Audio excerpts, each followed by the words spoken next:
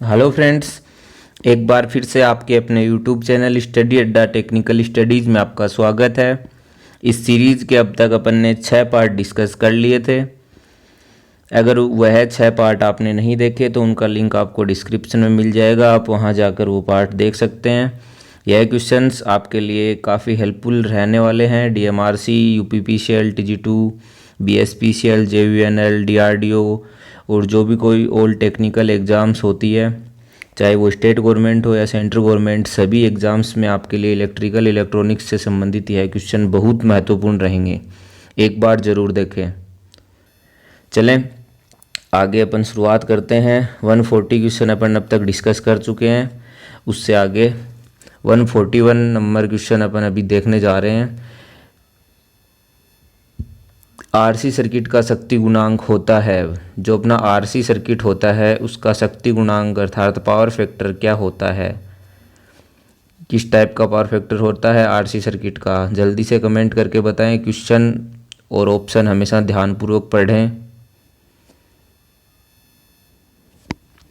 RC circuit का शक्ति गुणांक कैसा होता है? Lagging leading unity zero. जो अपना आरसी सर्किट होता है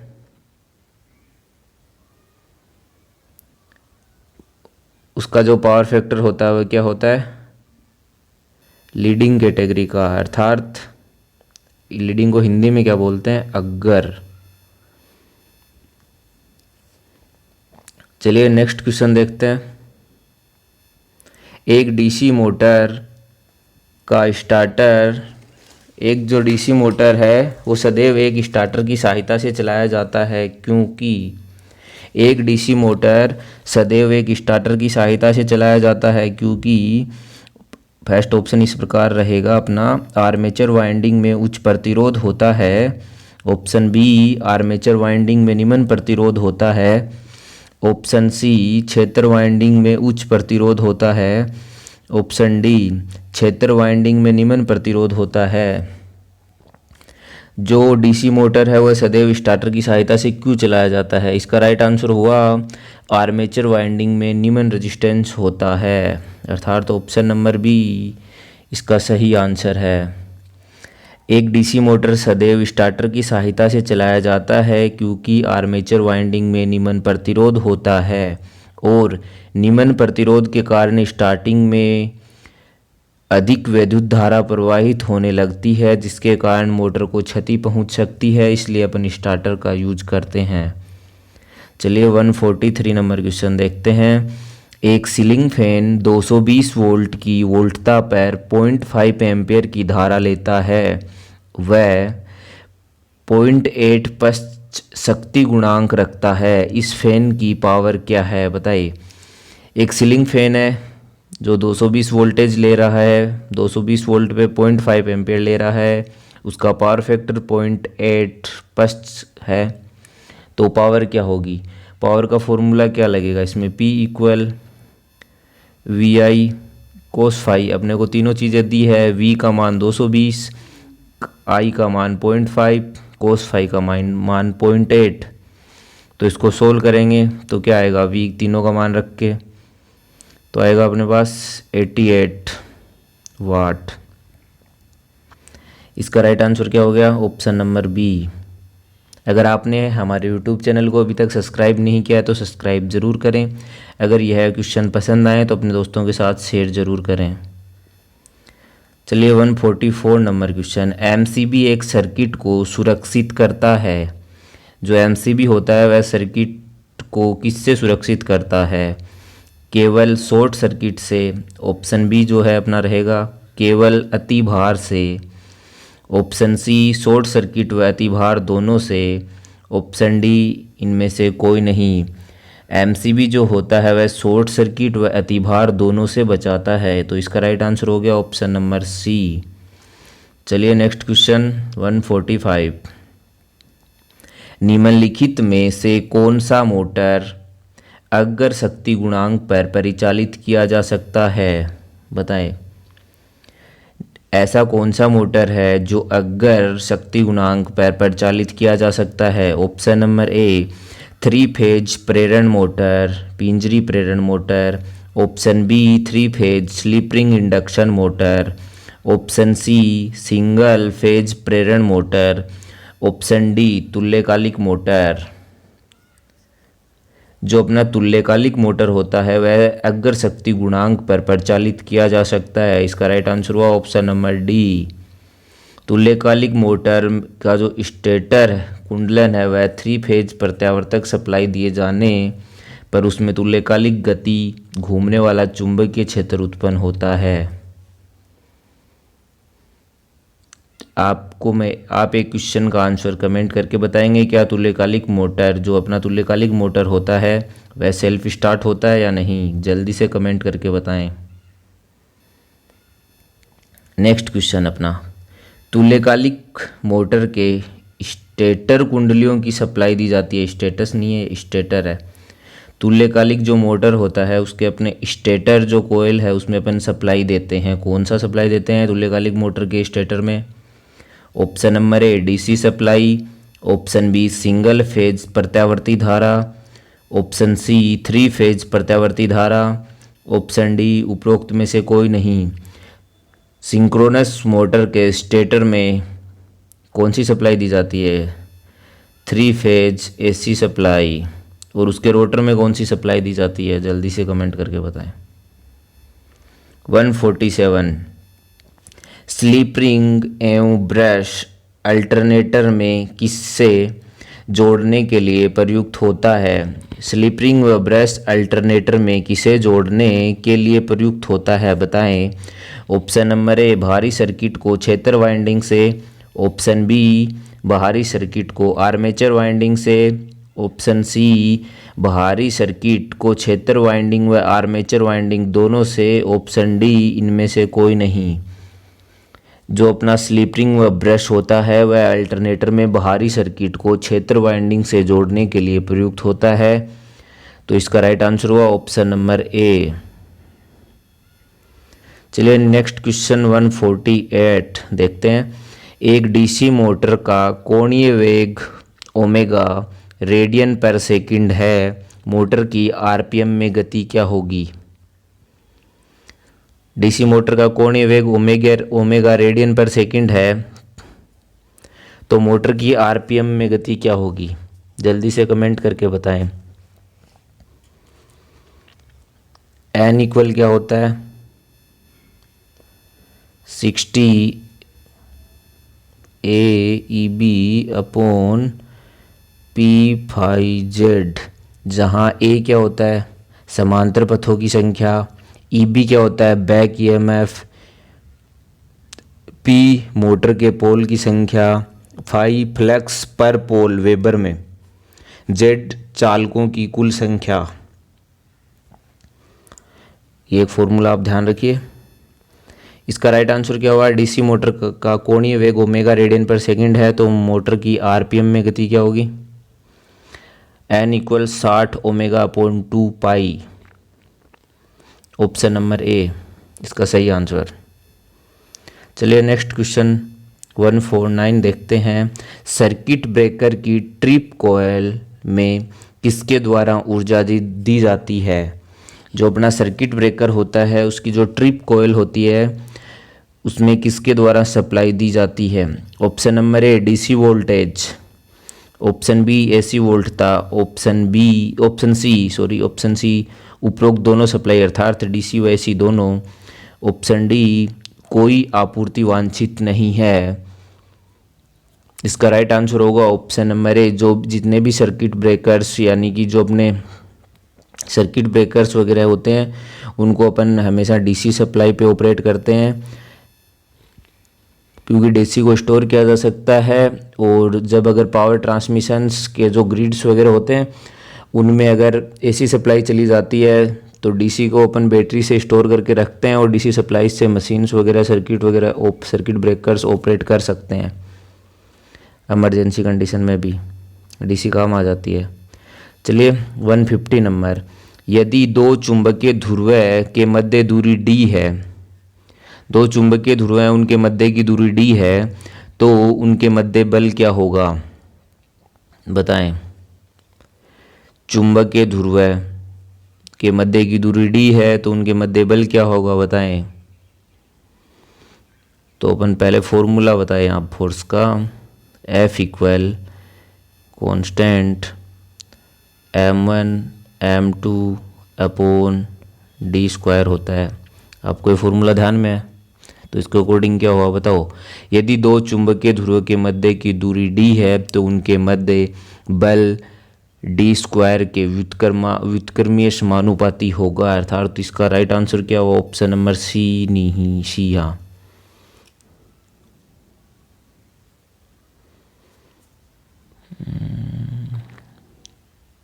यानी प्रत्यक्ष समानुपाती नहीं होगा, ऑप्शन सी नहीं होगा इसका राइट आंसर, व्युत्क्रमीय समानुपाती होगा, ऑप्शन डी, सॉरी।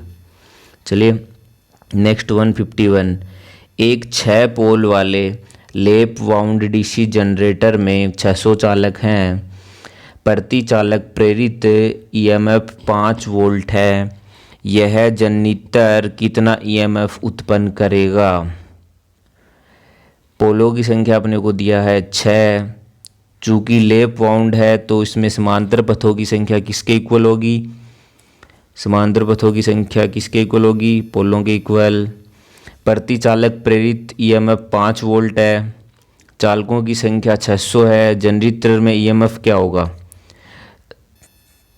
600 × 5 तो कितना आ गया, 3000 वाट इसमें आएगा। ऑप्शन में कहीं नहीं है 3000 वाट, तो इसका राइट आंसर क्या हुआ, option number D, none of these. इस तरह के क्वेश्चन एग्जाम में आपको कंफ्यूज करने के लिए दिए जाते हैं। जल्दी में आप सोचते हो मेरी कैलकुलेशन गलत होगी, 3000 की जगह 300 क्लिक कर देते हो, थोड़ा ध्यान रखिए। चलिए नेक्स्ट 152। निम्नलिखित में से कौन सा कथन सत्य है, बताएं। निम्नलिखित में से कौन सा कथन सत्य है। एक प्रकार के ध्रुव एक दूसरे को आकर्षित करते हैं, first option. Option B, transformer में गुंजन प्रकार की ध्वनि इसकी वाइंडिंग में विकसित होती है। ऑप्शन सी, मैग्नेटिक फ्लक्स की इकाई वेबर होती है। ऑप्शन डी, सर्किट में वोल्टमीटर श्रेणी में लगाया जाता है।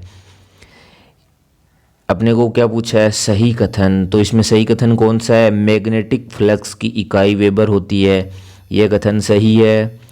फिर ये अपने को तो दिया है, एक प्रकार के ध्रुव एक दूसरे को क्या करते हैं, आकर्षित नहीं करते, प्रतिकर्षित करते हैं। सर्किट में वोल्टमीटर हमेशा किस में लगाया जाता है, श्रेणी में नहीं लगाया जाता, समांतर क्रम में लगाया जाता है। चलिए नेक्स्ट क्वेश्चन देखते हैं 153। ट्रांसफॉर्मर में गुंजन की ध्वनि खालिस्तान में विकसित होती है, बताएं। जो अपना ट्रांसफॉर्मर होता है उसमें जो गुंजन की ध्वनि आती है वह किस में विकसित होती है। अपना ऑप्शन ए है ट्रांसफॉर्मर वाइंडिंग में, ऑप्शन बी ऑयल में, ऑप्शन सी कोर में, ऑप्शन डी उपरोक्त सभी में।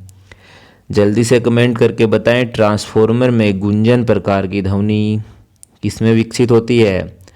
ट्रांसफॉर्मर में गुंजन प्रकार की ध्वनि उसकी कोर में विकसित होती है।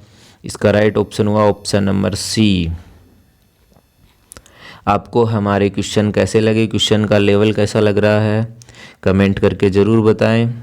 यह क्वेश्चंस आपके लिए सभी टेक्निकल एग्ज़ाम्स के लिए बहुत महत्वपूर्ण रहेंगे। चलिए 154 नंबर क्वेश्चन देखते हैं। EHV संचारण में निम्नलिखित में से कौन सा इंसुलेटर प्रयुक्त होता है। एक्स्ट्रा हाई वोल्टेज ट्रांसमिशन में निम्न में से कौन सा इंसुलेटर यूज होता है।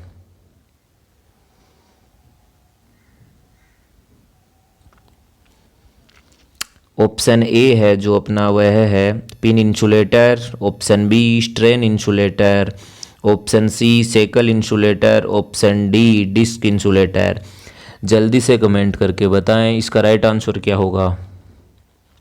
इसका राइट आंसर क्या होगा, इसका राइट आंसर होगा option number D disc insulator. EHV transmissions line में यूज किया जाता है। EHV लाइन जो होती है उसकी वोल्टेज रेटिंग क्या है वो आप हमें कमेंट करके बताएं जल्द। चलिए 155, अगर 6 डिस्क इंसुलेटर श्रेणी क्रम में जुड़े हुए हैं तो वह वोल्टेज सहन कर सकते हैं लगभग। जो अपना एक डिस्क इंसुलेटर होता है वह कितना वोल्टेज सहन कर सकता है वो अगर आपको पता है तो आप 6 डिस्क श्रेणी में लगे हैं तो टोटल जोड़ के बता सकते हो। जल्दी से बताएं। जो अपना एक डिस्क इंसुलेटर होता है उसकी इंसुलेटर की रेटिंग 11 kVA होती है, तो 6 श्रेणी क्रम में लगे हैं तो लगभग 66 kV जो सप्लाई है वो वोल्टेज सहन कर सकते हैं। अपन 66 kV लाइन पे इन इंसुलेटर को यूज कर सकते हैं। चलिए नेक्स्ट 156, हल्के भार दशाओं के अंतर्गत संचारण की ग्राही छोर वोल्टेज प्रेषक छोर वोल्टेज से होती है। हल्के भार दशाओं के अंतर्गत संचारण की ग्राही छोर वोल्टेज प्रेषक छोर वोल्टेज से खालिस्तान होती है। बताएं।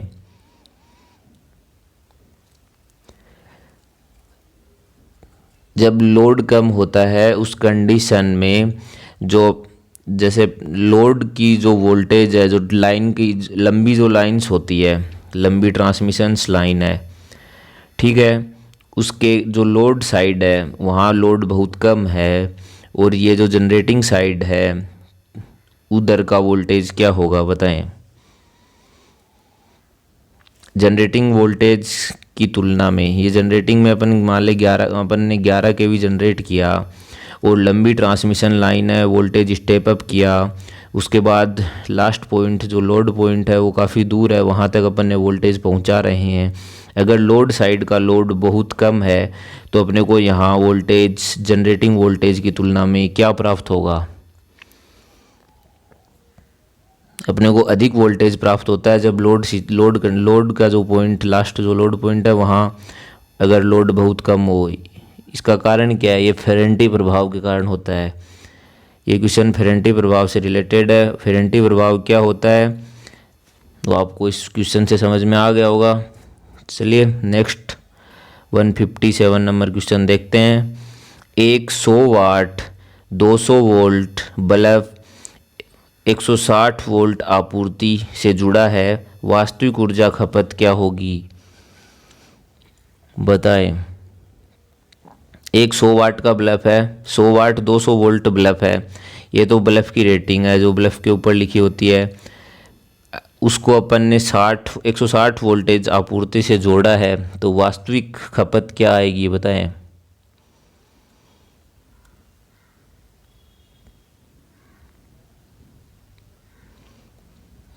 इसका राइट आंसर आएगा 64 वाट।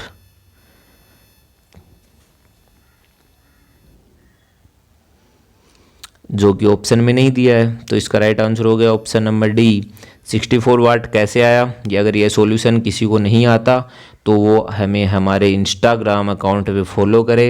हमारी इंस्टाग्राम आईडी है study@technical studies। वहाँ आपको हर क्वेश्चन का सॉल्यूशन मिलेगा। और रही बात इस वीडियो की PDF की तो आप टेलीग्राम चैनल पे जाके वहाँ से डाउनलोड कर सकते हो। चलिए नेक्स्ट 158 नंबर क्वेश्चन। बड़े क्रॉस सेक्शन क्षेत्र वाले कंडक्टर की धारा घनत्व छोटे क्रॉस सेक्शन क्षेत्र वाले चालक से होती है। एक बड़ा क्रॉस सेक्शन क्षेत्र का वायर है, उसका धारा घनत्व एक छोटे क्रॉस सेक्शन वाले चालक से होती है जब एक ही धारा उनके मध्य बहती है। बताएं। बड़े जो क्रॉस सेक्शन का एरिया जिसका होता है उसमें धारा घनत्व क्या होगा? कम होगा। और जिसका क्रॉस सेक्शन एरिया छोटा है उसमें धारा घनत्व ज़्यादा होगा। धारा घनत्व का फॉर्मूला क्या होता है? J = 1/A। तो इसका राइट आंसर क्या हुआ? ऑप्शन नंबर बी कम। इसमें तुलना की है छोटे की बजाय बड़े में तो कम। चलिए नेक्स्ट क्वेश्चन 159। एक प्रतिरोधी भार परिपथ अधिकतम शक्ति खींचेगा तब स्रोत का आंतरिक प्रतिरोध सर्किट के बाहरी प्रतिरोध के बराबर हो। यह कथन किसका है? एक प्रतिरोध भार परिपथ अधिकतम शक्ति खींचेगा तब स्रोत का आंतरिक प्रतिरोध सर्किट के बाहरी प्रतिरोध के बराबर हो। यह किसका कथन है? ऑप्शन नंबर ए नॉर्टन का सिद्धांत है। ऑप्शन बी थेवेनिन का सिद्धांत है। Option C maximum power transfer का सिद्धांत है। ऑप्शन डी नोडल का सिद्धांत है। अधिकतम शक्ति ट्रांसफर के लिए सिद्धांत के अनुसार जो मैक्सिमम ट्रांसफर एनर्जी का जो लॉ है उसके अकॉर्डिंग क्या होता है? एक प्रतिरोधी भार परिपथ अधिकतम शक्ति तब लेता है जब स्रोत का इंटरनल रेजिस्टेंस बाहरी रेजिस्टेंस के इक्वल होता है। इसका राइट आंसर हुआ ऑप्शन नंबर सी। यह क्वेश्चन उल्टा भी पूछा जा सकता है, मैक्सिमम पावर ट्रांसफर की कंडीशन क्या है? चलिए नेक्स्ट 160 नंबर क्वेश्चन। त्रिकला आपूर्ति तंत्र में कलाओं के मध्य कोणीय विस्थापन होता है। कोणीय नहीं कोणीय, ये टाइपिंग मिस्टेक है थोड़ी, कोणीय है ये। 3 फेज आपूर्ति सिस्टम में बताइए कोणीय विस्थापन क्या होगा, कितने डिग्री का होगा? कोणीय विस्थापन का मात्रक क्या होता है? इलेक्ट्रिकल डिग्री होता है।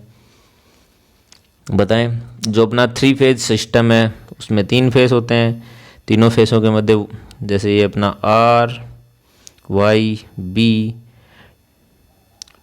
टोटल एंगल कितना हुआ? 360। तो ये 120 120 120, तो इसका राइट आंसर क्या हुआ? Option number B. इसका राइट आंसर हुआ option number B 120 degree electrical. आपको हमारा वीडियो कैसा लगा कमेंट करके ज़रूर बताएं। अगर वीडियो चैनल को अभी तक सब्सक्राइब नहीं किया तो सब्सक्राइब ज़रूर करें। अगले वीडियो का नोटिफिकेशन पाने के लिए बेल आइकन ज़रूर दबाएं। हमारे यूट्यूब चैनल पे रोज़ाना शाम 8:15 पर इस तरह के क्वेश्चन डिस्कस किए जाते हैं। जल्दी से हमारे साथ जुड़ें, हमारे चैनल को सब्सक्राइब करें व अपने दोस्तों के साथ शेयर करें। आपको यह PDF हमारे टेलीग्राम पे मिल जाएगी। जो न्यूमेरिकल क्वेश्चंस हैं उनका सॉल्यूशन अगर आपको चाहिए तो आप उसके लिए आप हमें इंस्टाग्राम अकाउंट पे हमें फॉलो कर सकते हो। धन्यवाद दोस्तों, मिलते हैं जल्द ही अगले वीडियो में। कमेंट करके ज़रूर बताना आपको यह वीडियो हमारा कैसा लगा।